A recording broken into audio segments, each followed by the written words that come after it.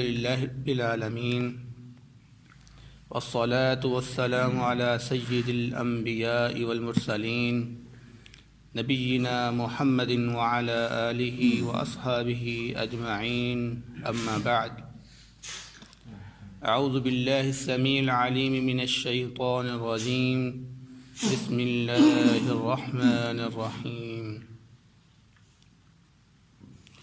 یا ایہا الذین آمنوا، اے وہ لوگو جو ایمان لے کر آئے ہو، انما المشرکون نجس، بے شک مشرک لوگ ناپاک ہیں، فلا یقربوا المسجد الحرام بعد عامہم ھذا، پس ہرگز اس سال کے بعد وہ مسجد حرام کے قریب بھی نہ آئیں، وَإِنْ خِفْتُمْ عَيْلَةً، اور اگر تم فقر کا خوف کھاتے ہو، فَسَوْفَ يُغْنِيكُمُ اللَّهُ مِنْ فَضْلِهِ إِنْ شَاءَ، تو ان قریب اللہ رب العزت اپنے فضل سے تمہیں غنی کرے گا اگر وہ چاہے گا۔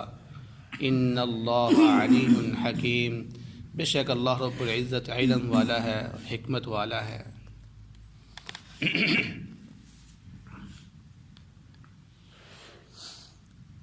اس آیت مبارکہ میں جو کہ سورۃ التوبہ کی 28 نمبر آیت ہے، اللہ رب العزت بیان فرما رہے ہیں کہ انما المشرکون نجس، مشرک لوگ جو ہے وہ ناپاک ہیں، یعنی پلید ہیں۔ تو مشرک لوگ جو ناپاک ہے، آیا ان کی ناپاکی کیا ظاہری طور پر ہے یا کہ معنی طور پر؟ یعنی اگر ہم کسی مشرک سے ہاتھ ملاتے ہیں تو کیا ہمارا ان سے ہاتھ ملانے سے ہمارا ہاتھ جو ہے نا ناپاک ہو جائے گا، یا وہ ہمیں ہاتھ لگائے تو ہمارا جسم ناپاک ہو جائے گا چھونے کی وجہ سے؟ نہیں، اس سے مراد یہ نہیں، جسمانی ناپاکی مراد نہیں ہے، بلکہ مراد اعتقادی عملی طور پر وہ ناپاک ہے، جس کو معنوی طور پر کہتے ہیں یہ ناپاک ہے۔ یعنی بظاہر ان کے جسم صاف ہے، بلکہ بسا اوقات دیکھا جائے تو وہ ہم سے زیادہ صفائی کا اہتمام کرتے ہیں، اپنے آپ کو صاف ستھرا رکھتے ہیں۔ تو اس لیے یہاں نجاست سے مراد ان کے جسم کی ظاہری نجاست نہیں ہے، بلکہ نجاست سے مراد ان کے اعمال کی اور ان کے عقیدے کی نجاست ہے۔ اور اسی طرح نبی پاک صلی اللہ علیہ وسلم کے واقعات سے ہمیں ملتا ہے کہ نبی پاک صلی اللہ علیہ وسلم نے ایک یہودیہ کے مشکیزے سے پانی پیا تھا، اور اسی طرح خیبر میں ایک یہودی کی آپ صلی اللہ علیہ وسلم نے دعوت کو قبول کیا اور وہاں پہ جا کے کھانا کھایا۔ تو اس سے ثابت یہ ہوتا ہے کہ مشرک جو ہے وہ ظاہری طور پر ناپاک نہیں ہے کہ وہ ہاتھ لگائے جس چیز کو تو ناپاک ہو جائے، یا ہم اس کے ساتھ جسم نہیں لگا سکتے، یا اس کی ہاتھ سے کوئی چیز ہم لے نہیں سکتے کیونکہ وہ ناپاک ہے، نہیں، اس اعتبار سے وہ ناپاک نہیں ہے۔ اگر اس اعتبار سے ناپاک ہوتا تو نبی پاک صلی اللہ علیہ وسلم یہودیہ کے مشکیزے سے پانی نہ پیتے اور یہودی کے دعوت قبول نہ کرتے۔ تو مراد یہ ہے کہ وہ اعتقادی اور عملی طور پر ناپاک ہے۔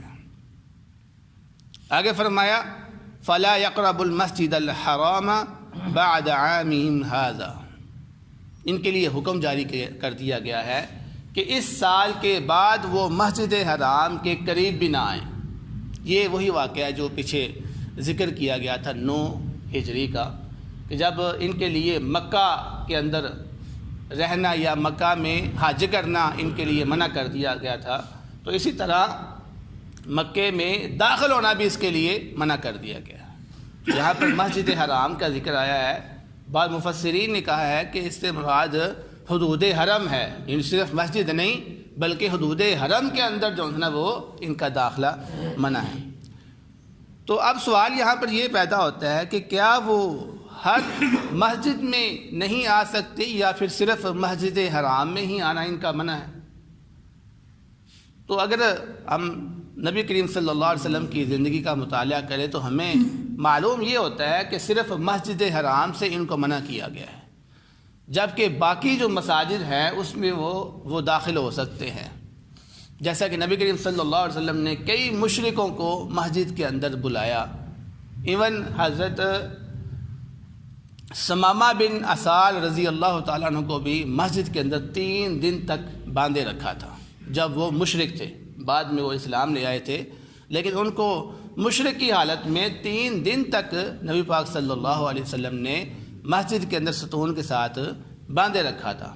تو اس سے معلوم ہوا کہ یہ جو حکم ہے وہ خاص مسجد حرام کے ساتھ ہے جو کہ مکہ میں ہے. اس کے علاوہ باقی تمام مساجد کے اندر مشرک لوگ آ سکتے ہیں. فرمایا وَإِنْ خِفْتُمْ عَيْلَةً، اگر تم خوف کھاتے ہو فقر کا. یعنی مسلمانوں نے جب دیکھا کہ اللہ رب العزت نے ان مشرکوں کا مکہ میں آنا ہی بند کر دیا ہے، حج بھی بند کر دیا ہے، تو یہ جو مسلمانوں کو آمد آتی تھی ان حاجیوں کی وجہ سے، اب اس میں تو قلت آ گئی. ظاہری بات ہے، جب اتنے مشرک جو ہے نا وہ حج جو کرتے تھے ان کی وجہ سے مسلمانوں کو فائدہ ہوتا تھا، تجارت ایک ہوتی تھی، تو یہ سلسلہ تو ایک بند ہو گیا. تو مسلمانوں کے دلوں میں یہ خدشہ پیدا ہو گیا کہ اب ہمیں جو ہے نا وہ فائدہ حاصل نہیں ہوگا بلکہ ہمیں اب نقصان ہوگا. یہ تو اللہ رب العزت نے ان الفاظ کے ساتھ مسلمانوں کی حوصلہ افزائی فرمائی ہے کہ اگر تمہیں فقر کا ڈر ہے تو یاد رکھو اللہ رب العزت اپنے فضل سے تمہیں غنی کرے گا. اللہ رب العزت اپنے فضل سے تمہیں غنی کرے گا، لیکن مقصد اور مطلوب کیا ہے کہ تم اللہ رب العزت کے تابع دار بن جاؤ. یہ شرط ہے کہ جب تم اللہ رب العزت کے تابع دار بن جاؤ گے تو اللہ رب العزت پھر تمہیں اپنے فضل سے عطا کرے گا. پھر تم یہ نہ سوچنا کہ میں تو جنگل میں بیٹھا ہوا ہوں، یہاں پر کون آئے گا یا یہاں سے میں کیسے کماؤں گا. نہیں، پھر وہ اللہ رب العزت اپنے فضل سے تمہیں دے گا، وہ یہ اس کی ذمہ داری ہے. اس سے کیا معلوم ہوا؟ اس سے معلوم یہ ہوا کہ ہمیں بس اوقات مشکلات کو دیکھ کر ڈر نہیں جانا چاہیے کہ یار مر گئے اب کیا ہوگا، ہم کہاں سے کھائیں گے. نہیں نہیں نہیں، دین پر قائم رہیں. بس اگر آپ دین پر قائم رہیں گے تو اللہ رب العزت پھر آپ کے لیے راستے نکالتے جائیں گے، کیونکہ رزق دینا یہ اس کی ذمہ داری ہے، آپ کی ذمہ داری نہیں ہے. یہ اس کی ذمہ داری ہے، وہ آپ کو کھلائے گا، اس نے ذمہ اپنے لیا. وہ رب ہے، وہ رب کا مطلب یہی ہوتا ہے کھلانے والا، پالنے والا. جب آپ کو پالنا اس اللہ رب العزت نے ہے تو پھر آپ کو ڈرنے کی یا پریشان ہونے کی ضرورت نہیں ہے. تو فرمایا اللہ رب العزت آپ کو غنی کرے گا.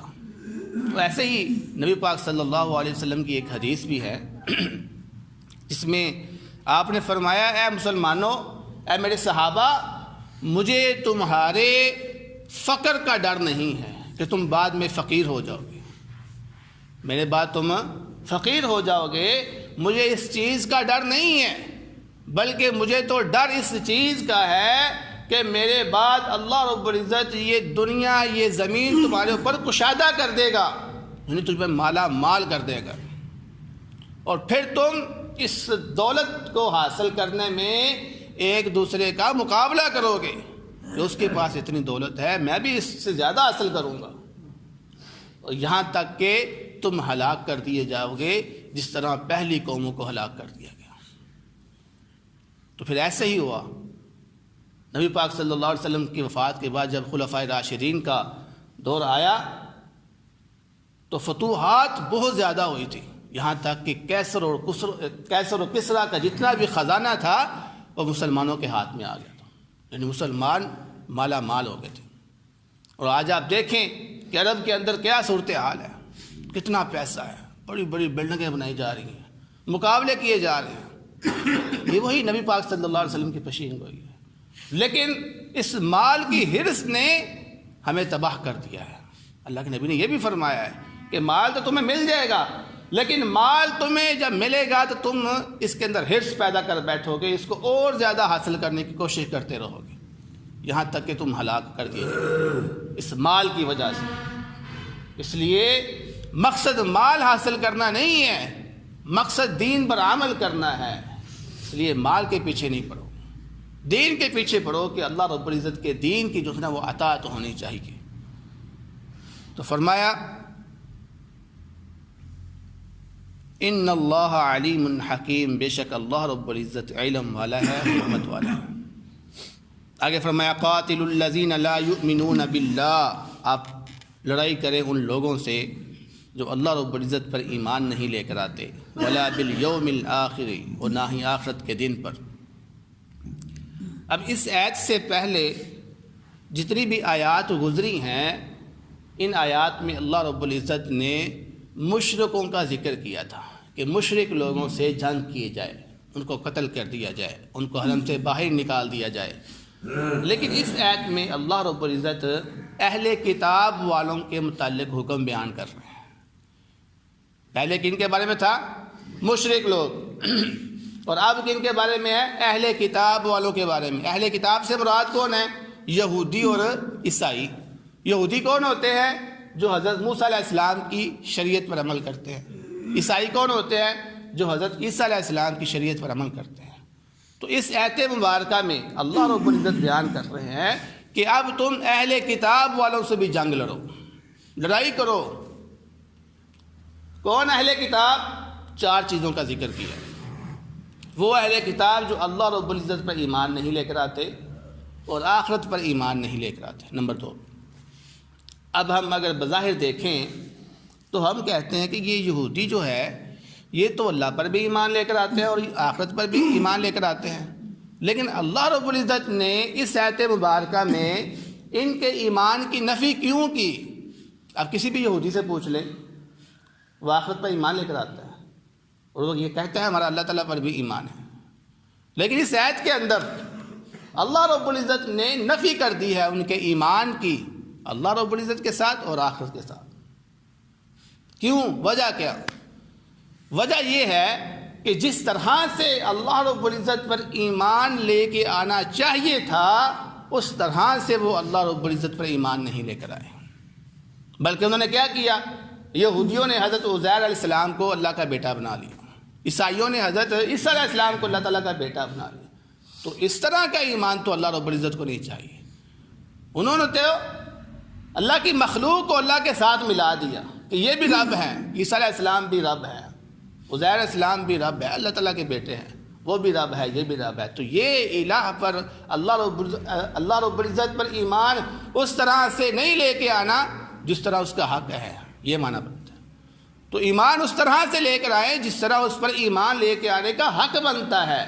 اگر آپ اس طرح ایمان نہیں لے کر آئیں گے تو آپ کا ایمان قابل قبول نہیں ہوگا۔ یہ چھوٹی بات نہیں ہے۔ ایک بندہ ساری زندگی یہی توقع کرتا رہتا ہے میں ایمان والا ہوں، میں نیک ہوں، میں نیک ہوں، نیکیاں کر رہا ہوں، لیکن اللہ رب العزت کیا کہہ رہے ہیں؟ تم نیک نہیں ہو، کیونکہ جو تم نیکی کر رہے ہو وہ مجھے مطلوب ہی نہیں ہے۔ مجھے وہ نیکی مطلوب ہے جس کا میں نے تمہیں حکم دیا ہوا ہے، مجھے اس طرح کی نیکی مطلوب ہے جس طرح کی میں نے تمہارے لیے مشروع کی ہوئی ہے۔ تو معلوم ہوا اپنی طرف سے نیکیاں کرنا، اپنی طرف سے دین بنا لینا، اپنے ذہن سے جو آپ کو اچھا لگا اس کو اپنا کے دین کا نام دے دینا، یہ کوئی دین نہیں بن جاتا۔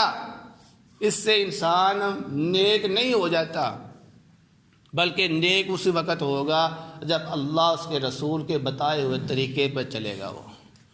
تو اللہ رب العزت نے یہاں پر دیکھو یہودیوں کا انکار کر دیا کہ وہ اللہ رب العزت پر ایمان نہیں لے گئے۔ اسی طرح جس طرح نبی کریم صلی اللہ علیہ وسلم نے پھر ان کو آخرت کے بارے میں بتایا، وہ اسی طرح آخرت پر ایمان نہیں لے کر آئے، اس لیے اللہ رب العزت نے فرمایا یہ حقیقت میں آخرت پر ایمان ہی نہیں لے کر آئے، نفی کر دی بالکل اس کی۔ تو آگے فرمایا وَلَا يُحَرِّمُونَ مَا حَرَّمَ اللَّهُ وَرَسُولُهُ، اور وہ اللہ اس کے رسول کے حرام کردہ چیزوں کو حرام نہیں سمجھتے تھے۔ اللہ کے نبی صلی اللہ علیہ وسلم نے رشوت کو حرام کر دیا، سود کو حرام کر دیا، خنزیر کا گوشت کھانے کو حرام کر دیا، لیکن ان یہودیوں نے کیا کیا؟ رشوت کو اپنایا، رشوت لینا شروع کر دی۔ ہر کام ان کا سودی ہوتا تھا، سود کا سلسلہ یہودیوں سے بھی شروع ہوا، اور آج تک یہودی سودی کاروبار کرتے ہیں۔ یہ اب سے نہیں ہے، یہ اللہ کے نبی صلی اللہ علیہ وسلم کے زمانہ سے ہی ہے۔ اس لیے اللہ رب العزت نے ان کا اس قرآن پاک کے اندر ذکر کیا کہ انہوں نے اللہ رب العزت کی حرام کردہ چیزوں کو حلال کر دیا، خنزیر کا گوشت کھایا۔ تو یہ جتنی بھی چیزیں حرام تھی انہوں نے کہا ہے کہ یہ نہیں، ہمارے لیے یہ حلال ہے۔ دین کی انہوں نے مخالفت کی، اور آگے فرمایا وَلَا يَدِينُونَ دِينَ الْحَقِّ، اور دین حق کو انہوں نے قبول نہیں کیا۔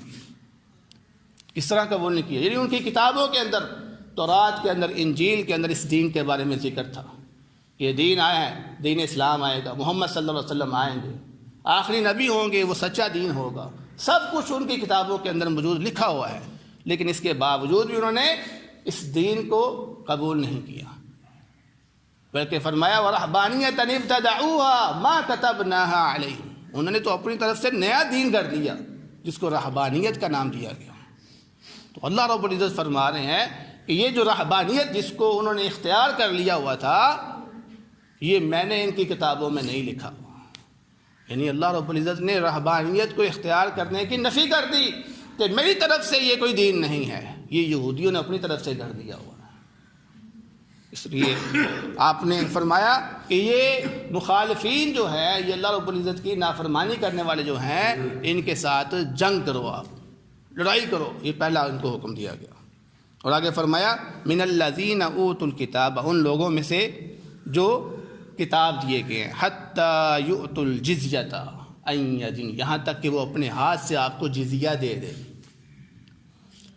یہاں پر جو ہے نا وہ بڑا اچھا ایک پوائنٹ سمجھنے والا ہے کہ اہل کتاب والوں سے اللہ رب العزت نے 3 طرح کا مطالبہ کیا۔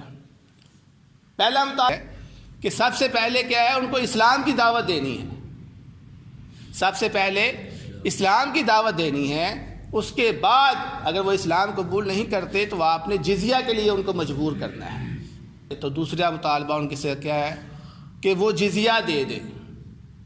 جزیہ کیا ہوتا ہے؟ جزیہ یہ ہوتا ہے کہ سالانہ ٹیکس، یہ کہہ لیں آپ کہ مسلمانوں کو وہ سالانہ ٹیکس ادا کریں گے اور مسلمانوں کے تحت وہ رہیں گے۔ جب وہ سالانہ ٹیکس ادا کریں گے تو پھر ان کی جان، ان کا مال، ان کی عزت یہ مسلمان حکمرانوں کے سپرد ہو جائے گی، ان کی ذمہ داری پھر مسلمانوں کے اوپر آ جائے گی، کیونکہ وہ مسلمانوں کو ٹیکس ادا کرتے ہیں، مسلمانوں کے تحت رہتے ہیں۔ تو یہ جزیہ ہے۔ تو اگر جنگ نہیں لڑنی، دوسری شکل آپ نے کہا ان کو جزیہ لے کے چھوڑ دو، اپنے تحت رکھو۔ لیکن اگر وہ جزیہ پر بھی راضی نہیں ہوتے تو نمبر 3 پر پھر کیا ہے، ان کے ساتھ جنگ لڑی جائے۔ لیکن مشرکین کے ساتھ یہ معاملہ نہیں ہے۔ مشرکین کے ساتھ 2 پوائنٹ ہیں، ان کو اسلام کی دعوت دی جائے، اگر وہ مسلمان ہوتے ہیں ٹھیک ہے، نہیں مسلمان ہوتے تو ان کو قتل کر دیا جائے، ان کے ساتھ جنگ لڑی جائے۔ وہاں پر اللہ رب العزت نے یہ نہیں کہا کہ ان سے جزیہ لے کر ان کو اپنے تحت رکھ لو، نہیں، مشرکین کو ڈائریکٹ قتل کرنے کا حکم دیا ہے، لیکن اہل کتاب والوں کے لیے یہ آفر رکھی ہے کہ وہ جزیہ دے کے مسلمانوں کے تحت رہ سکتے ہیں۔ اس لیے فرمایا آگے وَهُمْ صَاغِرُونَ، اس حال میں کہ وہ ذلیل ہو کر رہے، حقیر ہو جائے۔ تو یہاں پر اسلام کا اکثر جو مقصد ہے وہ بتایا جا رہا ہے۔ اسلام کا مقصد یہ نہیں ہے کہ ان کو قتل کر دیا جائے، دنیا سے ان کو ختم کر دیا جائے، بلکہ اسلام کا مقصد یہ ہے کہ غلبہ حاصل کیا جائے، مسلمان غالب رہے، اور یہ یہودی جتنے بھی مخالفین ہیں دین کے، یہ دین کے تحت ذلیل ہو کے رہے۔ یہی اسلام کا مقصد ہے۔ تو دعا اللہ رب العزت سے جو سنا ہے اس پر عمل کرنے کی توفیق عطا فرمائے۔